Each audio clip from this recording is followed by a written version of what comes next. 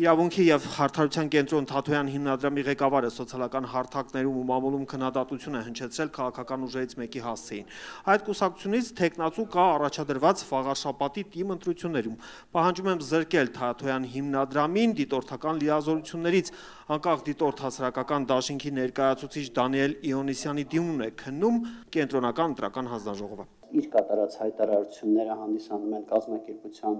մոտեցումները եւ այդ հայտարարություններում հստակ եւ աներկբա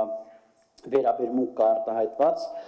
վաղար շաբաթում տեղական ինքնակառավարման մարմինների ընտրություններին մասնակցող կուսակցություններից մեկի նկատմամբ ԿՀ-ն բարձրացած փաստերն ընդունում է գիտություն, սակայն արձանագրում է Իոնիսյանի դիմումը չի կարող հիմք լինել վարույթ հարուցելու համար։ Ընտրական օրենսգրքի 47-րդ հոդվածով սահմանված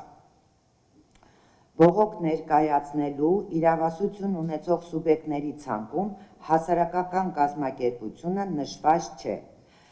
Վերոգրյալից ակնհայտ է, որ դիմումատու անկախ դիտորդ հասարակական կազմակերպությունը չի հանդիսանում դիմում ներկայացնելու իրավունք ունեցող սուբյեկտ։ Մյուս դիմումով Իոնիսյանը պահանջում է պարլամենտարիզմի զարգացման միջազգային կենտրոնի հիմնադիր Գոհար Մելոյանի դիտորդական խմբից էլ 3 անդամ զրկել դիտորդի լիազորություններից։ Պատճառը կրկին նրանց հնչեցրած հայտարարություններն են։ Դիտորդների ցանկից հանել